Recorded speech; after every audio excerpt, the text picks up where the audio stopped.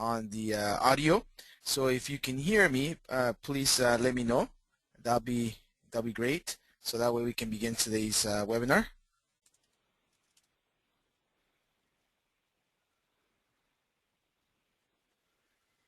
Yep, I think it looks good, Armando. Got a yes from Adrian, Bob, Mark. So yeah, looks good.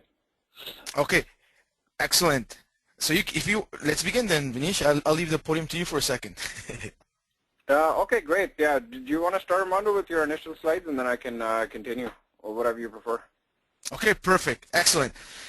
So basically, today we're expecting to have Vinish to join us a little bit later, but he's here with us today. Good morning, everyone. Hope everybody's having a great, wonderful morning.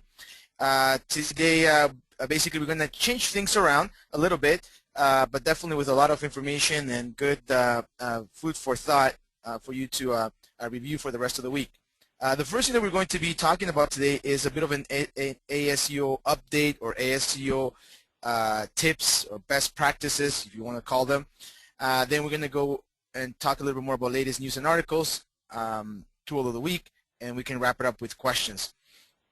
Okay, so to begin, let's start with the ASEO update or recommendation. And what we wanted to talk about today was specifically about finding the right prospects for adaptive SEO. And one of the advantages or benefits about ASEO is that it places the IC, it places you as a consultant in a qualifying process, or actually your prospects become qualified, but it allows you to qualify your prospects properly, because as we have mentioned last week, adaptive SEO is not for everyone. So today what I wanted to share with you is some of the I guess important factors when qualifying your prospects and seeing if they fit into the ASEO model. Now, this information has also been as part of the ASEO training. I know some of you have taken this and some of you are still in the process of taking the training, so I just wanted to kind of give you a heads up.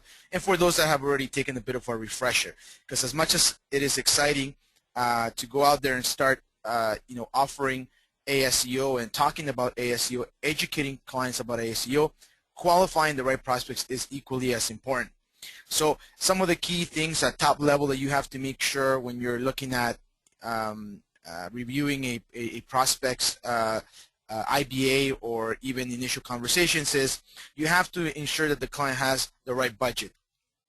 So in the checklist of qualifiers, ideally based on information gathered by home office and also the consortium, you're looking at a size of a company who's over 2 million US in revenues with 5+ employees. Okay, so it's very important that if they're only earning, if they're a small business that their total gross revenue is $500,000 or $900, that means that their marketing budget may not be large enough to do ASEO. So that's very important. Just to add something over here, Armando, the reason why the home office team has classified a good prospect at the $2 million range is because they're looking at what the adaptive SEO solution has been priced at across the board with all the different suppliers. Now, if you look at the average supplier pricing for the bronze package in adaptive SEO, you're looking at a minimum monthly fee of around $600 or $700, which means you have to have a times 2 or a times 3 markup. That means your lowest package is going to be around $1,800 to $2,000, right? So that's kind of like what home office kind of looked at and then said, okay, like the prospect should have over $2 million. However, if you look at our pricing, it's at about $300 a month because, again, we've tried to keep our monthly fee really, really low so that, we make our money as far as volumes are concerned.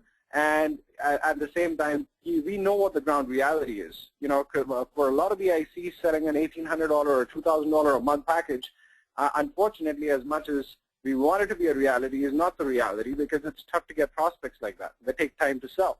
Whereas if selling a prospect that's got a $700-800 budget a month for SEO is relatively easier, which is why we priced our bronze package very aggressively at $300 because we've seen the sweet spot of $700-800 a month in terms of SEO sell quite well with the ICs. So I would say that if you're doing adaptive SEO,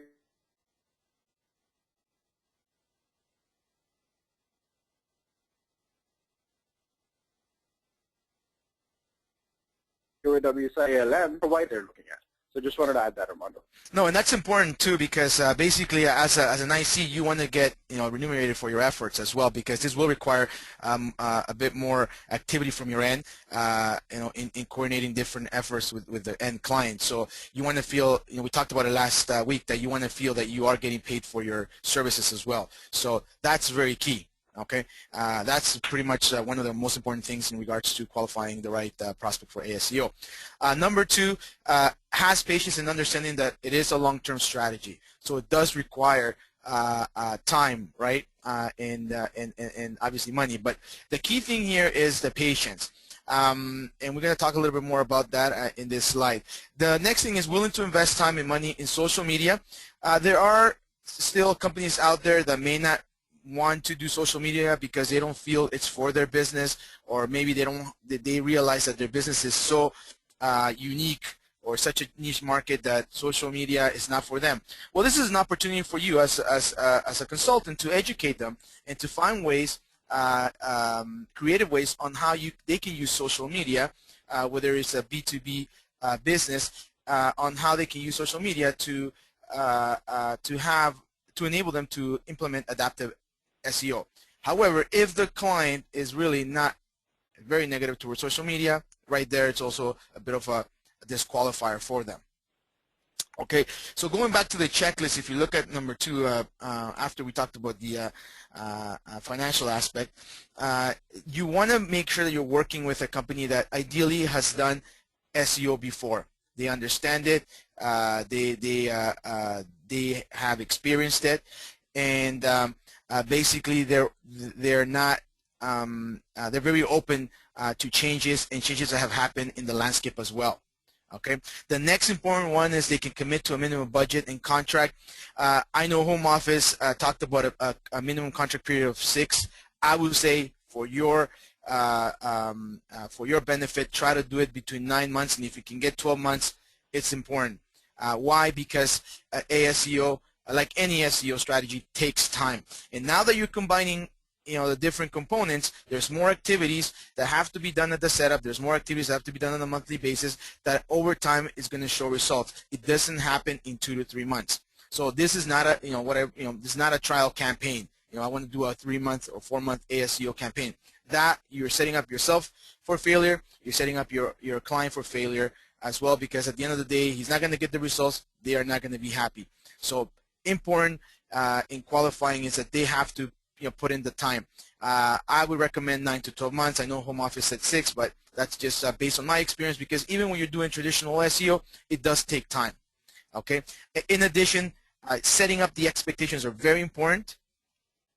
Okay. You want to make sure that that they do not expect overnight successes. Okay. ASEO again is a long-term process, so a lot of this has to come from you as a consultant, educating the client along the way. And the other one important, because it's part of the ASEO strategy, is they have to have some social media presence or willing to create one. So we talked a little bit about that already. Another key component in the checklist is really having your client committing to either providing feedback, providing ideas, producing content on a monthly basis. Now, they may not be the ones that are producing it, but they have to commit to helping you produce it. In what way? Number one is participating in creating, the creation of a marketing content plan. That's very key. And from our experience as a supplier working with the IC community, this is where we find a lot of challenges with the ICs have with their clients, is that it's really hard to sit down with them and plan things out.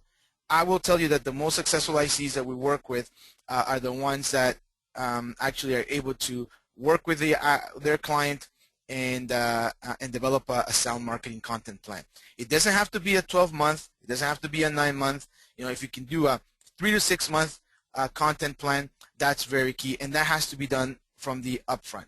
And this is part of the educational program about ASEO, that they have to be willing to share ideas and review web pages, whether the blogs, or they have to be willing to do their own blogging if they want to. The creation of videos, infographics, themes, topics also for social media. So These are things that cannot be, you as an IC can't come up with. You have to work with your client to develop this content marketing content plan. As a supplier, our job is to grab these ideas and provide our feedback and execute them. But definitely, at the end of the day, the client knows their business the best, and they know, what are their best season, best months, topics, themes, etc. So it's very important that they're willing to provide you with feedback as well on a monthly basis.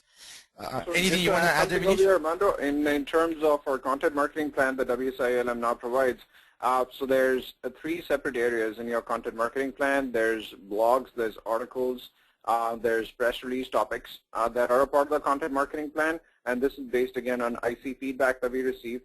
A lot of the times the ICs would run into the challenge of, hey, I don't know what to write about. My prospect has no clue, no idea of what to write about. They don't have enough news or information coming out from their company. It was a cause of a bit of a frustration, because the ICs would talk to the end client would be frustrated saying, hey, I don't know what to write about. There's nothing new in my company.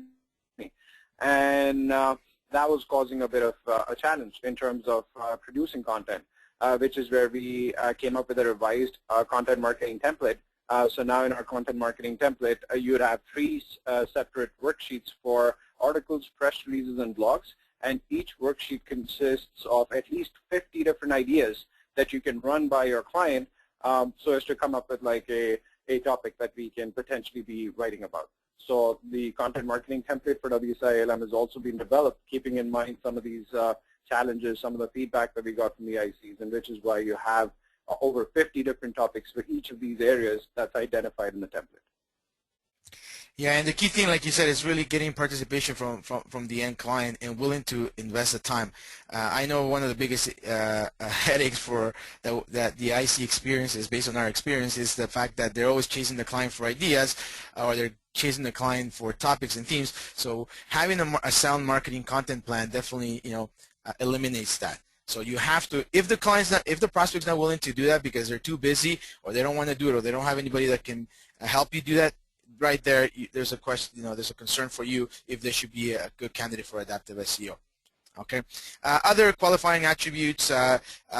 If you're an IC that specializes in a specific vertical, definitely that's a very good foundation, because you have an experience in this area and understand what are some of the challenges that a potential new client could face once they become an ASEO client, right? So if you're focusing on accounting firms or in dentistry, you know that there are specific monthly challenges there. Okay. You also want to make sure that they've invested in SEO in the past, like I said. And one of the good things that it's a bad thing for the client, but it's an opportunity for us, for the IC, is working with clients that have had some bad experience with SEO, meaning that they've been penalized, they have spammy sites perhaps, and here's an opportunity for you to review them beforehand before you take them on board. Okay, so definitely that's another opportunity. Okay, so I'm sharing here the ASEO webinar link here, so you can, the one that we did last week. If you visit our YouTube channel, you will see the whole listing of webinars that we have in the past. Okay.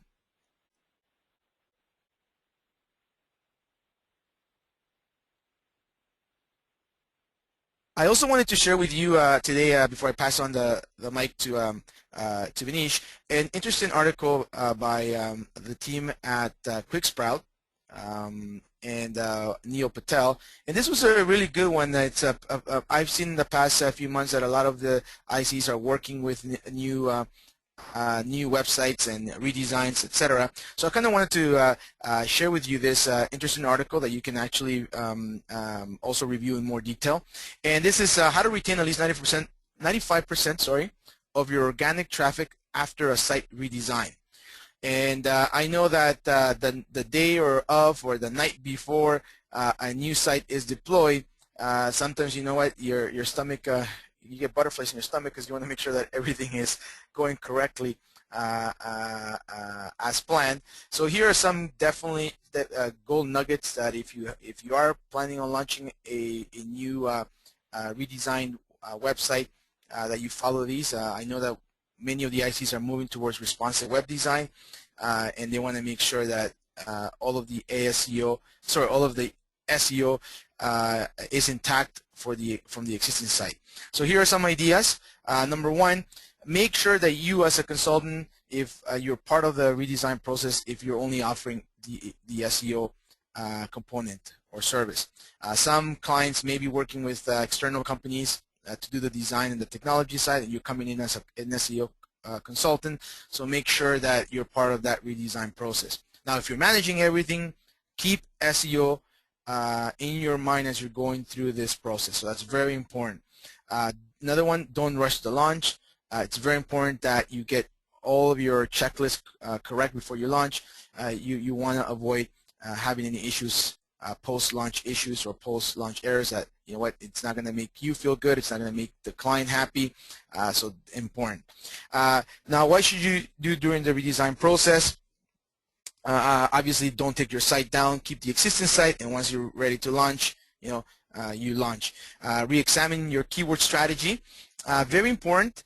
If you are looking at redesigning the website, there must be a reason why, whether it's not just aesthetically or cosmetics, but maybe you're moving to a new platform or a new strategy, keyword strategy. So definitely re-examine your keyword strategy. It is a good time to see if all your keywords are working, or do you need to tweak them, etc. Optimize all content. Now, this is an important component because you want to be able to not just offer a new, refresh look and feel, but also a new content. And this is a great opportunity for you to create new content for the new website, and also optimize it. Okay, so that way when the site's launched, it has that full freshness to it. If possible, maintain the same URL structure. It doesn't always happen. Specifically, we've seen a great deal of conversion from let's say DNN technologies, .NET technologies into PHP technologies, or even using WordPress as a platform. So obviously you can't do that. But if you are able to keep the same structure, do keep it as much as possible. And if you cannot, then definitely you have to create a comprehensive 301 URL redirect mapping strategy. This is very important, so that way when the sites launch, you can do proper 301, either a manual 301 redirect or a one-time 301 redirect as required. They talk about the article talks about not using 302s, which are more like short-term fixes. So in the kind of going have pages in the old site that you're not going to use, don't delete those pages, keep them, just use proper 301 redirect.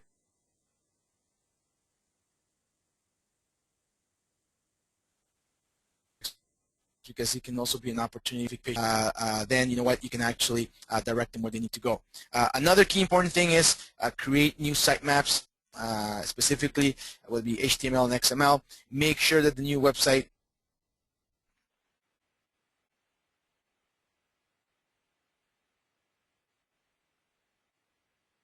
that you're developing or deploy at least a week in advance before you're going to launch the site, so we can get the team prepared and organize a pre-launch check and a post-launch check to make sure that you have your tracking codes for Google Analytics, Google Webmaster Tools, Bing Webmaster Tools in place.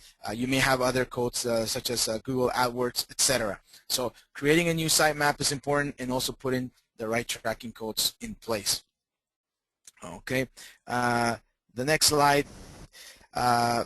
Now, once you've done that, you're ready to launch the site. Make sure that you remove all the indexing restrictions on the development site. Okay.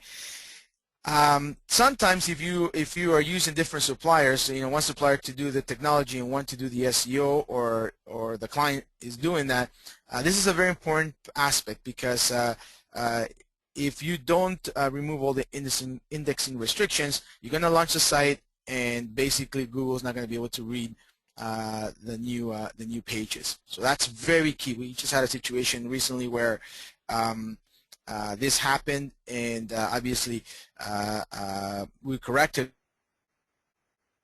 Another key thing is submit your new sitemap to Google Webmaster Tools. And for these two, the team at QuickSprout kind of gives us a bit of how to.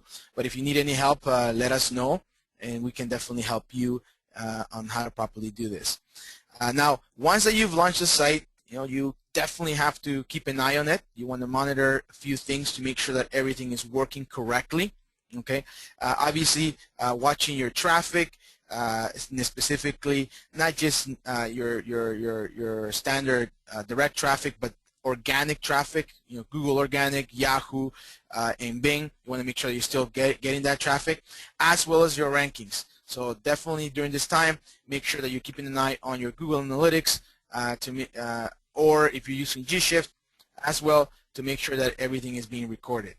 Now, if you do find unusual traffic drops or sudden 404 spikes, that's when you can definitely log into Google Webmaster Tools and try to find some of those errors. So with Google Webmaster Tools, also there's a feature where you could also look at how many times the robots are crawling your site in the last few days, as well as how many pages are indexed, and you'll be able to see that. Now, just going back a little bit, I forgot to mention is when you submit your new sitemap to Google, do give it a few days, right? And just keep an eye on it, because it does take a few days for it to get indexed as well. Okay. Now, we've also noticed sometimes, and this is very specific and could be because most likely you're switching from one technology to another, you're going to have pages with crawl errors, 404s, so make a list of these and fix them. That's very important, because otherwise, the good thing about Webmaster Tools is kind of like it helps you clean up your site as much as possible. So here you will be able to see any 404 error pages, probably from the previous site that you just have to redirect. Okay, so that's very important. Again, watch your traffic and check your organic rankings. If you're seeing definite traffic drops or issues with crawling, this is where you definitely have to make the necessary corrections to get your site up and running again properly. Okay, so this is from QuickSprout. Obviously, I have the link right here. It's a very interesting article for anybody that is looking at launching a site redesign. Okay, so I'm going to give the mic over to Vinish, and we can continue on with the rest of the webinar. Excellent, great. Thanks, Armando. I'm just going to change presenters here, so this way we can actually get my screen up. Yep, my screen. Just let me know, Armando, when you can see my screen, so this way everybody is good. Yep. Okay, great. Excellent. All right. So the first news item for the day that we wanted to talk about that's kind of making rounds in the industry is a knowledge graph pop-up that Google is testing out in the AdWords ads. And so if you look at my screen, you can see where my cursor is. So you'll see you have your PPC ads for this particular search that's been done, homes for sale 80433. You do a search, and then you're seeing your typical PPC ads. Now, one of the changes that I think all of you are pretty much aware by now that Google's done is that there's no more shading of the area that has the PPC ads. It's all white space. So one of the ways to differentiate organic from paid results was the little color shading that the PPC ads had. And Google's very cleverly taken that out so that the PPC ads are kind of blending in more with the organic results, because they obviously want to get more traction, more clicks for their PPC. That's where they make their money from, right? Not organic. So they took that out about 4 or 5 months back, so that's kind of become a standard now. They were doing some testing. And then what they replaced it was these yellow ad icons. So that's really what's out there now that's telling you that this is an ad as opposed to an organic search results, these yellow little boxes that say ad in them, right? So the new thing that they're now testing out is the knowledge graph pop-ups. So if you see the boxes in red, the first ad is this knowledge graph here, the National Association of Realtors. Second one has a Zillow pop, and the third one has a Zip Realty knowledge graph. So this knowledge graph has now started popping up even in the PPC results that Google's testing out.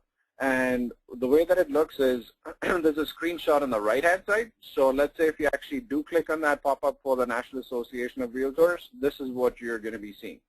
Some more information about them. That's populated from Wikipedia. So this is a test that one of the users found when they circulated out on the internet. Might be a little bit of a cause of concern, and that's why Google's kind of put this on a test mode right now, because this might potentially take traffic away from your PPC ad to Wikipedia. Now, Google's official statement is that, look, when we try to do knowledge graphs on the organic results, we have not seen a loss of traffic, because if you see, you're also seeing the knowledge graph in the organic results, right? So for the first one, Realtor.com, you see the National Association of Realtors. If you look right at the bottom of the screen, you'll see Trulia, and then you'll see a knowledge graph for Trulia. So if you click on it, it's actually going to take you to a Wikipedia page for this company. So the concern was that these knowledge graphs are actually going to be taking traffic away from the core website and push traffic more to sites like Wikipedia. According to Google, no, that's not the case. Very few people actually click on them. They just click in the box for more information. But they don't actually click on the source, which is Wikipedia, and then go to that page. Google's rationale for doing this is to make the search results better. They want to have a good user experience. So if they want to give the visitor a choice to investigate the company more before they actually click on that result, and then they go onto that particular page. So that's their rationale. So this is a test that's been observed. Let's see what Google does with this and if they make it a standard. But for now, it's just a test that's being conducted by Google. Moving on, so here's some interesting bit of information. So you have Google Webmaster Tools continuously adding features in so as to make it more and more user-friendly. And I think Google Webmaster Tools has now become a very, very solid tool set to have, because there's a whole bunch of tools in there that directly communicate with Google, give you direct information about your website. And we've been covering this topic about Google Webmaster Tools quite extensively in our previous LaunchPad webinars. Tracking all of the new features that are getting added on. So this week, what Google's done is that they've added a fetch and a render by device type feature in Webmaster Tools, which is really, really cool. Because in the past, what would happen is that you had a feature fetch as Googlebot. What it would do is that it would bring up your website, but only in sort of like a coded format, like what the spider sees. And now it's actually going to render your website as to how a visitor sees your website. So if you go to Google in the back end of Webmaster Tools, you have the feature fetch as Googlebot. And then now you have two options. You have fetch, and then you have fetch and render, right?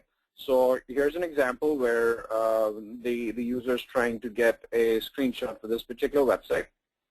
So if you continue looking at my screen, and we go to the next page, so here's an example of how doing fetch as Google in Webmaster Tools now brings up your website. So you have SE Roundtable. You click on the fetching and the rendering tab, and you click on the rendering tab. It actually gives you a visual example of how your site is being looked at by Google, which is great because fetching, showed you only the coded part, but now the rendering part actually shows you how Google's looking at your website. So this is great from a troubleshooting perspective, for any pages that you want to look at, just to make sure that Google's looking at the pages exactly like how you want Google to look at it and index it. What it also does is goes further and also gives you a list of any issues that are associated with this particular page. So as you can see, there's 2 issues that are associated with this page. There's some issue with an ad that's not being served properly. The reason is denied by the robots.txt file. And then there's another query at the bottom that's also being denied by the robots.txt. So any issues associated with this particular page are also going to be visible when you do a fetch as Google and then you render the page and you see how it looks. Then you can also do, so this was a desktop search. So if you look at the top of my screen, you'll have SE Roundtable, Googlebot type desktop. And then if you look on the right-hand side, the site's rustybrick.com, and then you have Googlebot type mobile. So you can actually choose to look at your website in whatever manner, visual manner that you want to look at. So in this case, it's mobile. When you click on the rendering tab, you'll actually see how Google's fetching this particular page on the mobile version. And then this way, again, this gives you a good idea of how people are looking at your site on a mobile device. That's exactly how Google's indexed your site. And then if you look at the bottom, it's again going to give you a list of all the issues that are associated with this particular page. So in this case, there's one issue with the mobile site. Again, it's been denied by robots.txt. A very, very cool visual feature. And I think this was definitely long coming because this gives you a direct visual idea of how Google's indexing your desktop versions and your mobile versions. It's a very, very cool feature. Okay, so here's something very interesting. So a bunch of lawyers have sued an SEO firm for violating Google guidelines. And I'll tell you the reason why I actually put this in our LaunchPad discussion for today. So there's a law firm in Michigan. It's suing its former SEO provider for lack of ranking success. Not for the lack of ranking success, but actually using spamming techniques for violating Google's guidelines. So what they basically say is that, hey, we performed an analysis over the last 1 year, and in essence, all the links that you were saying were created were not created. You were creating these links from bad neighborhoods, link farms, and even though the site was not penalized, which is protectyourstudent.com, this was the site in question, even though the site wasn't penalized, this legal firm has taken sort of like almost like a proactive measure in suing this company and basically, taking them to court on this company not following ethical Google Webmaster guidelines when it comes to doing SEO. So this case has no precedent. This is the first time that an SEO company has been sued by a law firm for alleging that the work was not done as per Google's guidelines. So depending on the outcome of the case, it's going to set a precedent for what's to come. Because now all of a sudden, you can potentially have a company sue you because they don't think that you're doing the work that you're supposed to be doing. All right. So the reason why that I wanted to add this in is to look at your contracts very, very carefully. So all of your contracts should be ironclad. It should be totally button tight. There should be no loopholes in there so as to protect you from things like this. So now's a good time to take a look at your contracts that you're getting people to sign. I know a lot of the ICs out there even take their clients, their prospects on face value and just get them on board. They don't have signed paperwork. They don't have signed contracts, and the payments being done on a month-to-month basis. That's all great. You can do all of that, but you get into trouble when something like this happens. And trust me, something like this can happen from the most unexpected of sources. So it's really important for you to have your contracts ironclad. You should have in your contract something that very explicitly states that you are not responsible for any issues that may arise, because they cannot pinpoint it to you 100%. If their site goes down, it's not your fault, right? They can't pinpoint it 100% unless you made an error and you left like a robots.txt on that said no index and their entire site got de-indexed, right? So that is obviously your fault. But SEO is kind of like marketing consulting, so you can apply best business practices, and those best business practices are going to generate different results with different companies. Not every company is going to get a 200% lift in traffic. So it's very important to clearly state this in all of your contracts, that you're not liable for any lawsuits, or you're not liable for any action that's coming out of the work that you're doing. It's very important to have your contracts state all of this. If you need some best practices, please send us an email at reach out to either Armando at WSIALM.com, or just send us an email at info@WSIALM.com, and we can brief you a little bit more on this issue. But it's a very important issue. We want you to be protected. We want you to be safe. So it's very important to make sure that all of your contracts are covering all of these areas that can be potential loopholes that somebody might want to take advantage of. One of your prospects or your clients. So it's very important to make sure that all of your contracts are in play. Great. So we circulated this out in K2N and Google Groups yesterday. So there's a major exploit that's been found in the all-in-one SEO Pack WordPress plugin. Now this is a very, very popular WordPress plugin. This combined with the other popular plugin, which is Yoast, are the most downloaded WordPress plugins. And the all-in-one SEO Pack is one of the standard plugins that we utilize as well. We are advising all the ICs that need our assistance or our help on sites that we work with to definitely get in touch with us, so we can basically help you with this, fix this security loophole. Essentially what we need to do is to just do an update to this all-in-one SEO pack plugin, downloading the latest version, which is 2.1.6, so as to make sure that it's all Google compliant and this loophole is plugged. So, but it's very important for us to take action on this plugin, because it was the hack was only discovered and released yesterday, which was the 2nd of June. So we jumped on it right away, and we also brought it to everybody in WSI's attention as far as this loophole is concerned. So we want to be proactive, and we want to make sure that we fix it. So again, if you have been working with any supplier or with any other production center, and you do have the all-in-one SEO pack on your site, and I think Baltej had a pretty interesting comment where he further on gave more information on how to find if you do have the all-in-one SEO pack. He put that out in an email today. Great, that's good information. So please do connect with your production center, your suppliers, whoever you work with for your sites, and have the all-in-one SEO pack in your website. Please work with them so as to make sure that you upgrade to the latest version. Another interesting article that was put out there was with regards to search refinements. This is kind of related to the topic of keyword research, but the source was Compete, and this was a study that was published on Search Engine Watch. A very interesting study where they talk about search refinements. So what they basically talk about is a concept where when you have a user typing in a search in Google, most of the time that user is going to be doing multiple search queries for that same topic of information that they're looking for. They're never going to do one search query. They get the information that they're looking for, and they move on. A really good example to explain this is, and the author gives this example, is that he sat down with a friend who was searching Google for a used Mercedes-Benz SUV. So the first search that he did was Mercedes. Then he got some information. Then he obviously refined that search to Mercedes-Benz. Then he got more information. He refined that search to Mercedes-Benz M-Class. Then he got more information by looking at the results that were coming up.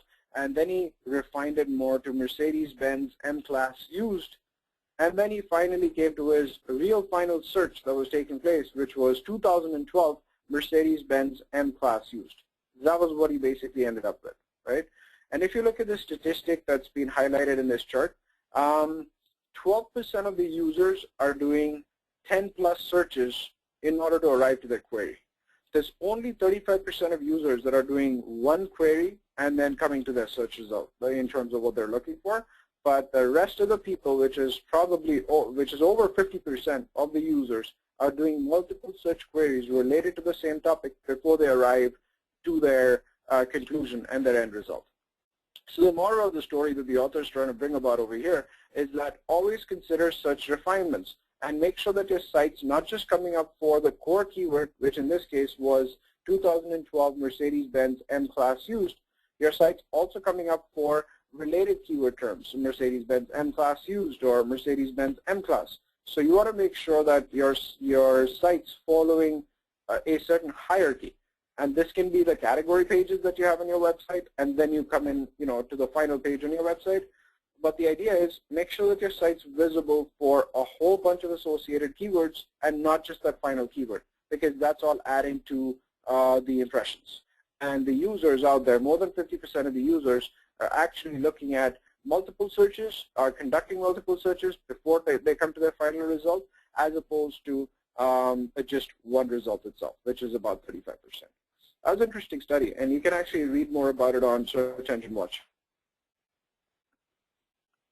Great. Okay, excellent. So this brings us to the Tool of the Week section. Normally I get a break here, but I think Armando's finished off early today, so I just continue. So we were testing out this network called Outbrain. It's been getting a lot of good positive publicity in the industry as a content syndication platform, and then we decided to give it a try. So for those that are not aware of what Outbrain is, if you're looking at my screen right now, the website is outbrain.com.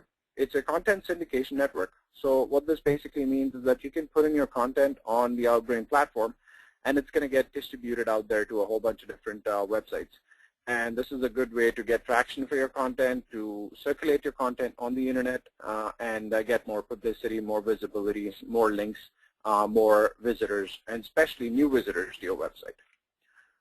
One of the highlights for Outbrain is their tie-up with CNN. So you can actually get your website to be displayed on CNN. And actually, I have a screenshot on even the PowerPoint.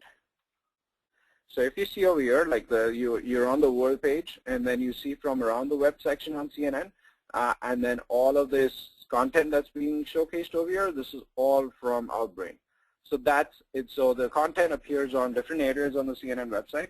And they have some other high-profile websites as well that they can syndicate your content, CNN being one of them.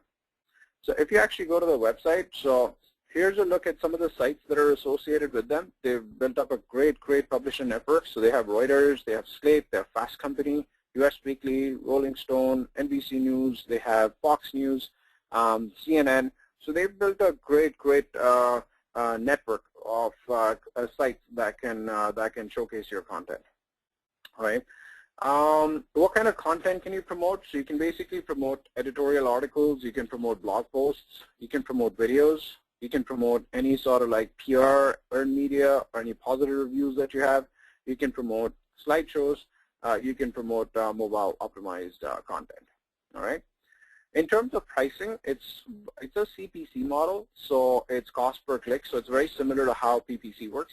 So you put your content in out there, and you put in a minimum bid, and then the higher your bid, the more the chances of your content being shown out there, and then you pay basically every time somebody clicks on your article and comes to your website. So it's kind of like a CPC network for content syndication, right? There's two ways to get started with Outbrain.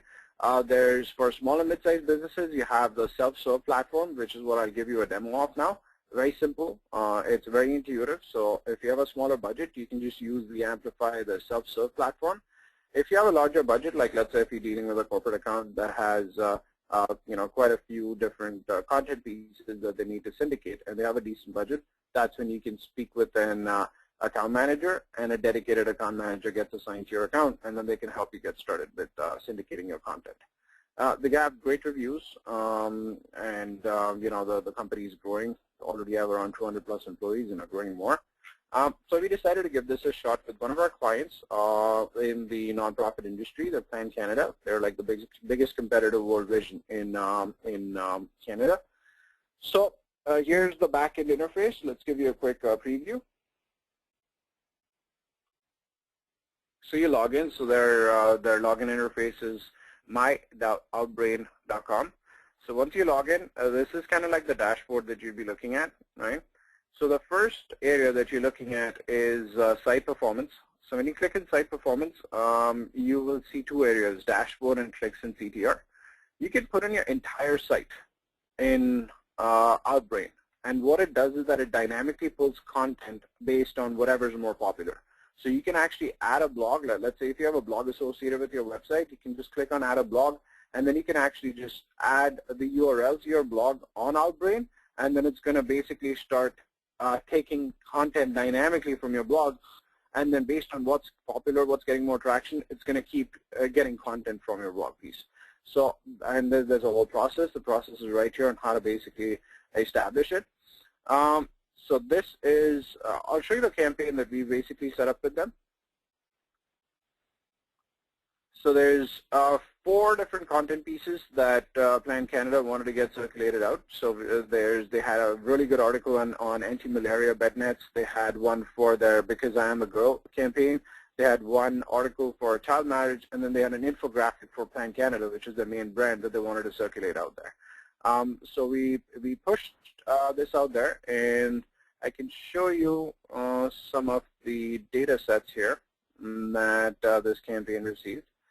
So if I change this date range, you can change the date range to be reporting. Reporting is a little archaic. I mean, it's not all that great. Very, very base level reporting. So this is for it's only giving you data for, actually, I'm just going to change this to all, and then it's going to give us the whole information, because we definitely spend more money here. So close to $1,500 that were spent in this test campaign over the past 45 days. It's generated about 2,000 clicks. huge number of impressions. So I mean, if you're looking at an impressions count, this thing generated over 3.3 million impressions for these 4 content pieces that were being circulated out there. Low click-through rate, again, this depends a lot on the content itself. We were not allowed to change anything on the content or the call to action on the content just to make it stronger. So I'd say that the click-through rate is a little low. But overall, I mean, if you're looking at the power of this network, huge number of impressions, 3.3 million impressions for generating 2,000 clicks at a cost of about $1,400, which is about 65 cents a click, approximately. Right? And then if you want to look at the dashboard, it also gives you a preview of the traffic sources, where your traffic's coming in from, traffic by geography. So if we just go, let's say, last 30 days, and then it actually breaks it down like this for you. So you have your top sections. You can actually see what are the top sections where content's getting displayed. So in this case, the content's getting displayed in CNN International in the travel section. You have news, CNN International, the US section, girls news, sport today, Telegraph sport, and then you have the content appearing in some of their, like this also gives you a little screenshot of their network. CNN, the Telegraph, which is the UK network, MSN India, so they have a good traction or a good network even in Asia. Sky News, The Guardian, Clear Channel, ESPN, and then you can also see geography. So in this case, the client wanted traction from the Asian countries, and then we also ran a geo-targeted campaign. The data is not pulling up right now because it's only looking at the last 30 days, but if you look at the last 90 days, you can geo-target your campaign. We geo-targeted to Canada, and it was getting a lot of traction from Canada. Again, there are similar sites, CNN, MSN Canada, et cetera, et cetera. Very simple, as I mentioned, and we're very intuitive to set this up. So if you go to campaign settings, that's where you control all of your campaign settings from. So you're looking at the campaign. You can specify a budget that you wanted to spend every day. You can specify a cost per click amount, whatever per click fee you want to set over there. And this can be changed based on the kind of traction that you're seeing your campaign getting. You can lower it, you can increase it, and then make your judgment on how the campaign's performing. You can specify a start and an end date. You can geo-target the campaign. So this particular campaign was geo-targeted to Canada. And then you can also put in a tracking code. So in this case, we put in a tracking code, source equals Outbrain, so that this way we can review the stats and analytics for all of the traffic that Outbrain is driving and see what kind of conversions it's bringing us. So for the $2,000 overall, the campaign brought in 5 donors, 5 conversions for the client. So that was a cost of about $500 a conversion, which is a little high because our client's targeted cost per acquisition is around $350. So it was a little up. It was around $500, but then again, it only ran for about 45 days. So as a first test, I mean, it did get the conversion. So there is definitely some quality traffic in this network.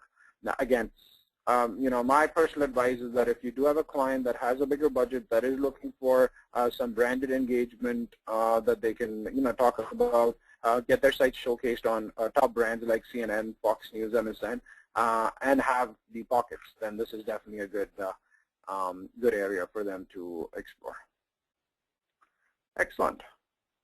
Great. So moving on, time for our Q&A, a little bit about us, and time for our Q&A. So let's open up our questions box. Okay, Adrian wanted a copy of this presentation. We'll certainly email that to you, Adrian. Lisa has a question on how important you think having done previous SEO is for a prospect. In our opinion, Lisa, I don't think it's that important. Not having done SEO is actually better for us because we can get a relatively better traction faster when the site does not have any SEO done in it whatsoever. Because as soon as we do the on-page optimization, which is our goal to complete in the first 30 days, and then we try and get that that on-page optimization that we've done indexed in Google, it usually in the next couple of months results in a boost in organic traffic. So if there's been no SEO done to our website, even better for us. Unless we are faced with a situation where the site is so bad where we need to do a site redesign. Then we take it in a couple of phases. The first phase is a site redesign, and then we start doing the SEO. Adrian has a question on, and Bob actually has a similar question as well. Where can we get the content marketing plan overview? And then Bob had a question on the 3 worksheets with the 50 topic ideas. We make sure both these are, this information piece is emailed to both you, Adrian and Bob. Regarding the knowledge graph pop-ups, what's the best way to get your client's company list in Wikipedia so that something will show up there? That's a good question, Bob. So you can set up a Wikipedia page. So there's 2 aspects to setting up a Wikipedia page. The first aspect is to write content according to Wikipedia's guidelines. There are specific guidelines for Wikipedia content writing and highlighting all the different sections that Wikipedia has, whether it's history, whether it's your references, external sources section. There's a few tricks to Wikipedia, like for instance, make sure that you use a lot of external references when you're writing about a company. So this way it tells Wikipedia that the information is coming in from a validated, verified source as opposed to somebody just writing it. Then the second trick to Wikipedia's successful posting is to make sure that you're doing it with an account that has some history with Wikipedia. When you set up a new account and then you post content in Wikipedia, it's going to get flagged right away because you're a new poster, you don't have any experience, and Wikipedia is going to flag it. And then they'll review it, and if they don't feel that the information is unbiased, they'll take it down right away. So there's a couple of tricks to posting in Wikipedia. Send us an email, Bob, and we'll actually show you some examples of Wikipedia pages that we've created for companies and how they've been set up. Why doesn't Google flag Outbrain as spammy, as it seems like you're paying for the links? So one very important to keep in mind, Bob, is that all these links are with no follow tags. So whenever CNN is showcasing any of the syndicated content on their website or any of the other sites like Fox or any of the other sites are showcasing content, it's all with no follow tags. So this way you're not really getting any sort of like link benefits associated with it, and you're not really breaking or going against Google's guidelines for paid links. It's a no-follow link, and you're just getting traction based on the visibility and the traffic that your link is getting. But that's a good question. So Bob has another question on how finally can you geo-target Outbrain, to a city or only to a country? Unfortunately, right now, based on my rep's comment, you can only target it by country, but they were working on targeting by a city as well. So I'm not sure when they'd have that capability. Maybe they already have it because I haven't spoken with the rep in the past couple of weeks. He was saying that they are going to be doing that relatively soon. But if you do have a city in mind, do definitely reach out to us. We can check with our rep and get back to you. Ken has a question on the copy of the content plan template. Certainly, Ken. Yep, you should have it, but I'll make sure that you get a copy of it. It seems that Outbrain has the same info as Google Analytics. Is that true? It does. I think Analytics is a lot more granular, Ken. There's a lot more information on Analytics than Outbrain provides you, because Outbrain is only giving you overall click numbers, impression numbers, and then the countries where the country where the traffic came in from.